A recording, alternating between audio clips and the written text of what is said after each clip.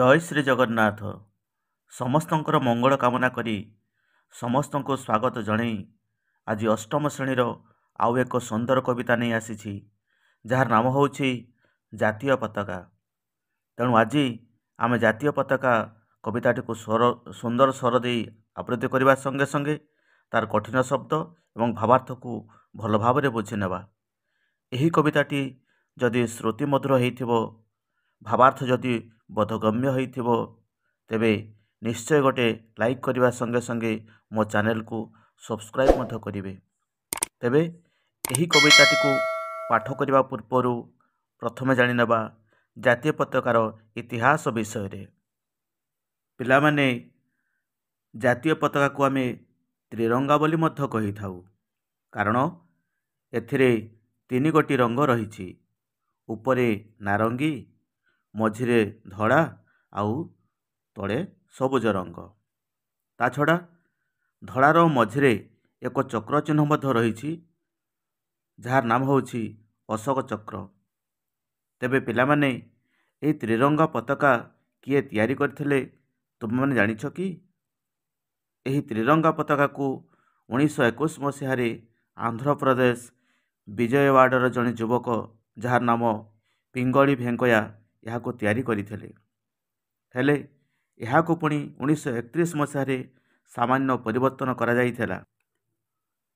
जातीय पताका कवितार कवि होउछंती पंडित गोदावरीश मिश्र। से 1886 मसीह पुरी जिला अंतर्गत बा वर्तमान खोर्धा जिला अंतर्गत बाणपुर ग्राम रे जन्मग्रहण करथिले। एकाधार से थिले जड़े कवि, से थिले जड़े नाट्यकार, से थिले जड़े उपन्यासिक, गाल्पिक एवं अनुवादक मध्य। से पुणी थिले पंडित गोपबंधुंकर शिष्य एवं सहकर्मी, सत्यवादी वनविद्यालयर शिक्षक एवं जातीयतावादी नेता मध्य थिले। तांको रचना मध्य थिला आलेखिका, किशोरय और गीतायन जहाँकि काव्यग्रंथ, मुकुंद देव और पुरुषोत्तम देव ये सबू थिला तांकर नाटक एवं 1817 अभागिनी ये सबू थिला तांकर उपन्यास इत्यादि लोकप्रियता हासिल करिथिला। आत्मजीवनी अर्ध शताब्दीर ओडिशा और तहिरे मो स्थान पाई से केंद्र साहित्य एकाडेमी पुरस्कार मध्य पाइथिले। से पिलामानंको पाई पिलांको काहिकी, रामायण कथा, महाभारत कथा, दक्षिण आफ्रिका, ग्रेट ब्रिटेन और मध्य अमेरिका प्रभृति पुस्तक रचना करथिले। तेबे एही जातीय पताकार प्रति सम्मान, स्वदेश प्रेम और कविंकर सौंदर्य चेतना एही कवितारे प्रतिफलित होई अछि। एही कविताटी लेखिबार कविंकर उद्देश्य होछि जे आमे समस्ते जातीय पताका को सम्मान प्रदर्शन करिबा। फलरे आम्भमानक मनरे स्वदेश प्रेम जागृत होई उठिबो।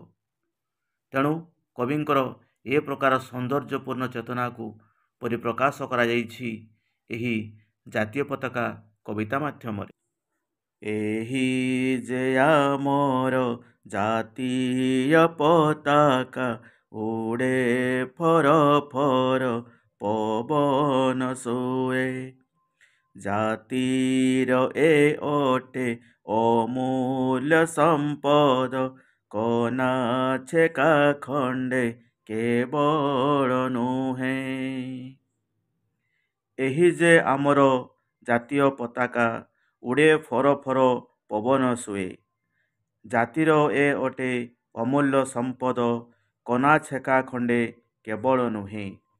तेबे एही पदर थिबा किछि कठिन शब्द। अमूल्य कहले जहार मूल्य देई हुए नाही ताहा होछि अमूल्य। संपद कहले संपत्ति। छेका कहले साधारण कना खंडिए।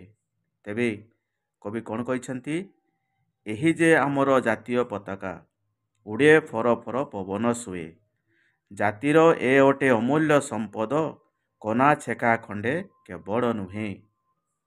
ଯାହାକୁ ଆମେ ତ୍ରିରଙ୍ଗା ବୋଲି କହୁଛୁ, ଯାହାକୁ ଆମେ ଜାତୀୟ ପତାକା ବୋଲି କହୁଛୁ, ତାହା ପବନର ସୁଅରେ ଫର ଫର ହୋଇ ଉଡ଼େ। ତେଣୁ ଏ ଜାତୀୟ ପତାକା ହେଉଛି ଆମ ଜାତି ପାଇଁ ଏକ ଅମୂଲ୍ୟ ସମ୍ପଦ। ଏହାର ମୂଲ୍ୟ କେହି କେବେ ଦେଇପାରିବେ ନାହିଁ। ଏ ଜାତୀୟ ପତାକା ହେଉଛି ଆମ ପାଇଁ ଗର୍ବ ଓ ଗୌରବ। ଏ ଜାତୀୟ ପତାକା ଆମ ଜୀବନର ଏକ ପ୍ରେରଣାର ଉତ୍ସ। ତେଣୁ ଏହାକୁ ଏକ ସାଧାରଣ କନା ଖଣ୍ଡିଏ ବୋଲି ଭାବିବା ଉଚିତ ନୁହେଁ। ଆଉ ସେଇଥିପାଇଁ କବି ଲେଖିଛନ୍ତି, ଏହି ଯେ ଆମର ଜାତୀୟ ପତାକା, ଉଡ଼େ ଫର ଫର ପବନ ଶୋଏ। ଜାତିର ଏ ଅଟେ ଅମୂଲ୍ୟ ସମ୍ପଦ, କନା ଛେକା ଖଣ୍ଡେ କେବଳ ନୁହେଁ। ଦ୍ୱିତୀୟ ପଦରେ କବି ଲେଖିଛନ୍ତି, ଏ ପତାକା ତଳେ 30 ବରଷ ହୋଇଛନ୍ତି ଜାତି ସଇନେ ରୁଣ୍ଡ।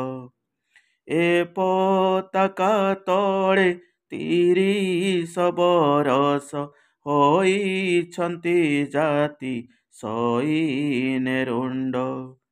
ଜାତୀୟ ସମରେ ଶତ ଶତ ବୀର, ଲଢ଼ି ହରାଇ ଅଛନ୍ତି ମୁଣ୍ଡ।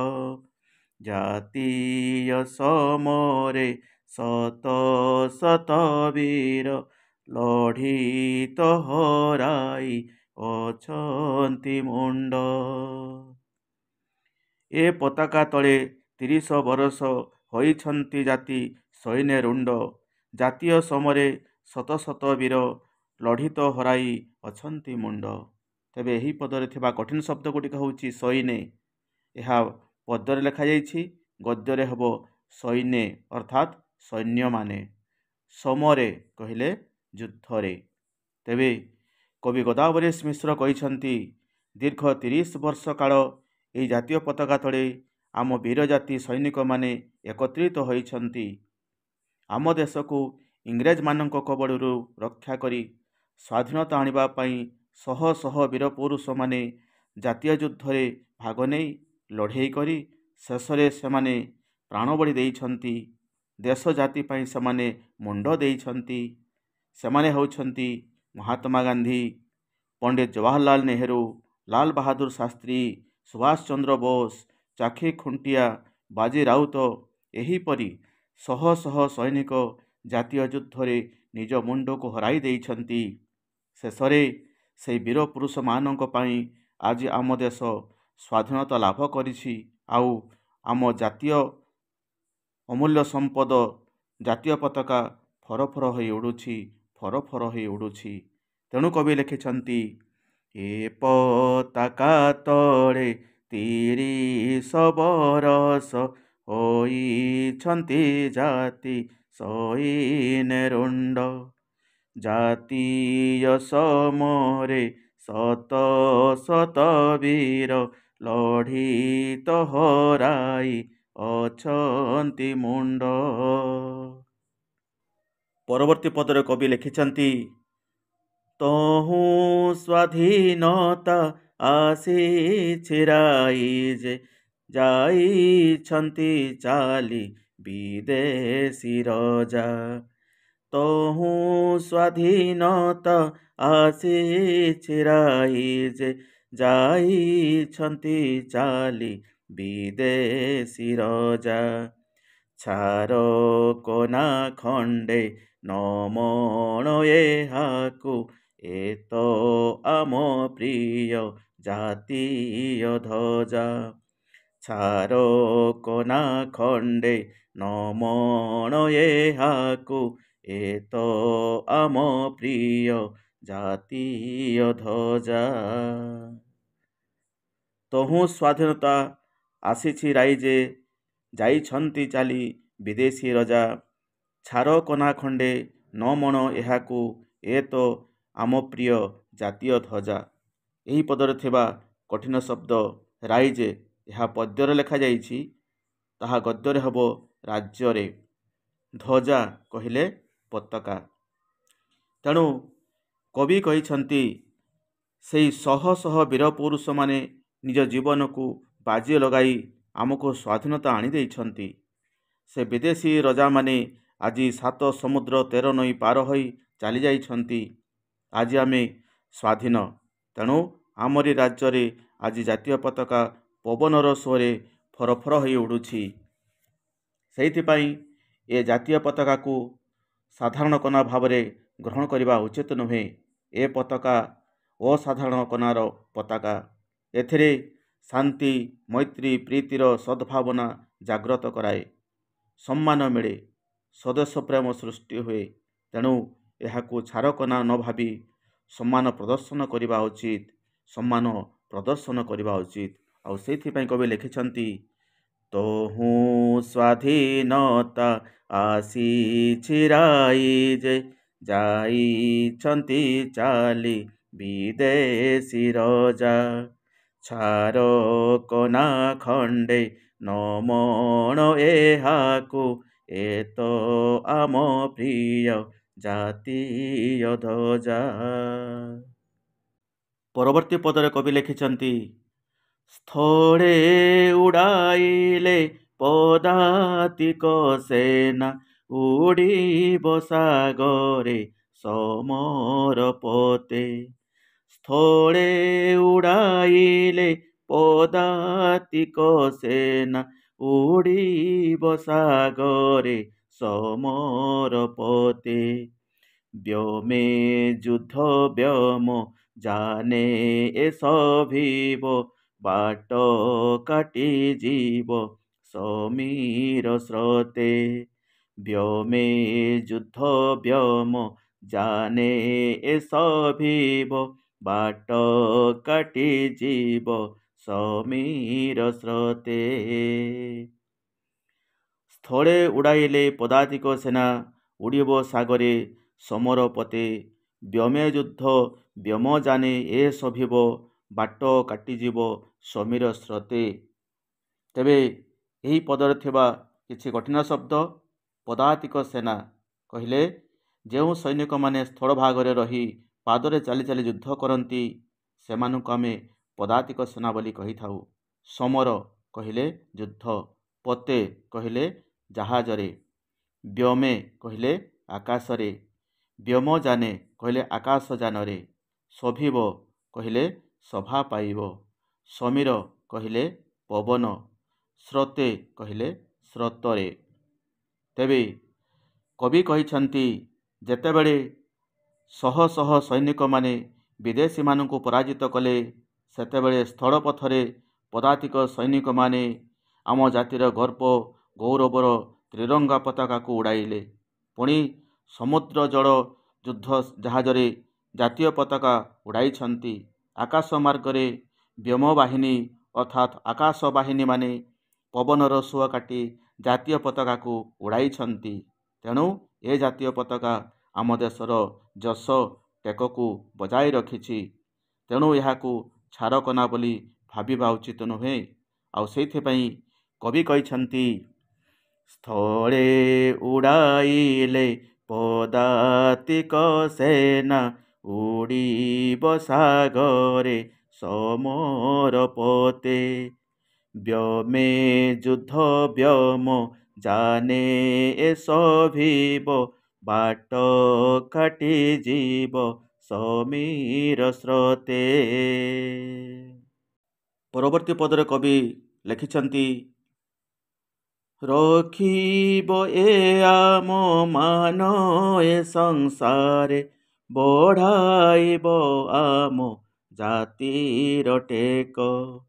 ରଖିବ ଏ ଆମ ମାନ ଏ ସଂସାରେ, ବଢ଼ାଇବ ଆମ ଜାତିର ଟେକ। କରିବନି କର ଦେଶୁ ଦେଶେ ଯାହା, କରିଅଛି ମର୍ତ୍ତେ ଜାତି ବୈରଖ। କରିବନି କର ଦେଶୁ ଦେଶେ ଯାହା, କରିଅଛି ମର୍ତ୍ତେ ଜାତି ବୈରଖ। ରଖିବ ଏ ଆମ ମାନ ଏ ସଂସାରେ, ବଢ଼ାଇବ ଆମ ଜାତିର ଟେକ। କରିବ ନିକର ଦେଶୁ ଦେଶେ ଯାହା, କରିଅଛି ମର୍ତ୍ତେ ଜାତି ବୈରଖ। ଏହି ପଦରେ ଥିବା କଠିନ ଶବ୍ଦ ନିକର କହିଲେ ନିଶ୍ଚୟ, ମର୍ତ୍ତେ କହିଲେ ମର୍ତ୍ତ ମଣ୍ଡଳରେ, ବୈରଖ କହିଲେ ପତାକା। ତେଣୁ କବି କହିଛନ୍ତି ଏହି ସଂସାର ମଧ୍ୟରେ ଆମ ଜାତୀୟ ପତାକା ଆମର ମାନ ମର୍ଯ୍ୟାଦା ନିଶ୍ଚୟ ରଖିବ, ଆଉ ଆମ ଜାତିର ଟେକ ମଧ୍ୟ ରକ୍ଷା କରିବ। କାରଣ ଏହି ତ୍ରିରଙ୍ଗା ପତାକାରେ ବୀରତ୍ୱ, ତ୍ୟାଗ, ସତ୍ୟ, ସମୃଦ୍ଧି ସବୁକିଛି ରହିଛି। ତେଣୁ ଅନ୍ୟ ଦେଶର ଜାତୀୟ ପତାକା ଯେପରି ସେମାନଙ୍କର ଯଶ ବଢ଼ାଇ ପାରିଛି, ଆମ ଦେଶର ଏ ଜାତୀୟ ପତାକା ମଧ୍ୟ ଏହି ମର୍ତ୍ତମଣ୍ଡଳରେ ନିଶ୍ଚୟ ଯଶ ରଖିପାରିବ ବୋଲି କବି କହିଛନ୍ତି। ଆଉ ଲେଖିଛନ୍ତି, ରଖିବ ଏ ଆମ ମାନ ଏ ସଂସାରେ, ବଢ଼ାଇବ ଆମ ଜାତିର ଟେକ। କରିବ ନିକର ଦେଶୁ ଦେଶେ ଯାହା, କରିଅଛି ମର୍ତ୍ତେ ଜାତି ବୈରଖ। ଶେଷ ପଦରେ କବି ଲେଖିଛନ୍ତି, ତେଣୁ ଏ ଯେ ଆମ ଜାତିର ଦେବତା, ଜୁହାରିବା ଆଜି ଚାଲରେ ସର୍ବେ। ତେଣୁ ଏ ଯେ ଆମ ଜାତିର ଦେବତା, ଜୁହାରିବା ଆଜି ଚାଲରେ ସର୍ବେ। ଯେତେ ଫର ଫର ଉଡ଼ିବ ଏ ସେତେ, ହୃଦୟ ଆମର ନାଚିବ ଗର୍ବେ। ଯେତେ ଫର ଫର ଉଡ଼ିବ ଏ ସେତେ, ହୃଦୟ ଆମର ନାଚିବ ଗର୍ବେ। ତେଣୁ ଏ ଯେ ଆମ ଜାତିର ଦେବତା, ଜୁହାରିବା ଆଜି ଚାଲରେ ସର୍ବେ। ଯେତେ ଫର ଫର ଉଡ଼ିବ ଏ ସେତେ, ହୃଦୟ ଆମର ନାଚିବ ଗର୍ବେ।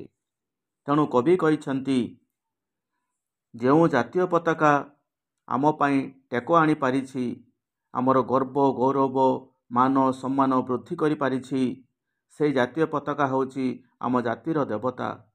ତେଣୁ କବି କହିଛନ୍ତି, ଦେବତାଙ୍କ ଠାରୁ ଆଶୀର୍ବାଦ ପାଇବା ପାଇଁ ସମସ୍ତେ ତାଙ୍କୁ ପ୍ରଣାମ କରିବା, ତାଙ୍କୁ ସମସ୍ତେ ଜୁହାର ହେବା।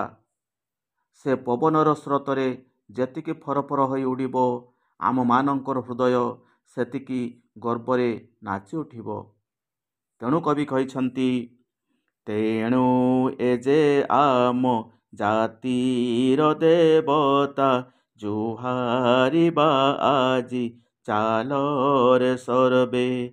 ଯେତେ ଫର ଫର ଉଡ଼ିବ ଏ ସେତେ, ହୃଦୟ ଆମର ନାଚିବ ଗର୍ବେ। ଆଶା କରୁଛି କବିତାଟିକୁ ନିଶ୍ଚୟ ଭଲ ଭାବରେ ବୁଝିପାରିଥିବ। ପରବର୍ତ୍ତୀ ଭିଡ଼ିଓରେ ପୁଣି ଦେଖାହେବ। ତେବେ ଆଜି ପାଇଁ ରହୁଛି। ନମସ୍କାର। ଜୟ ହିନ୍ଦ, ଜୟ ଭାରତ, ଜୟ ଶିକ୍ଷା।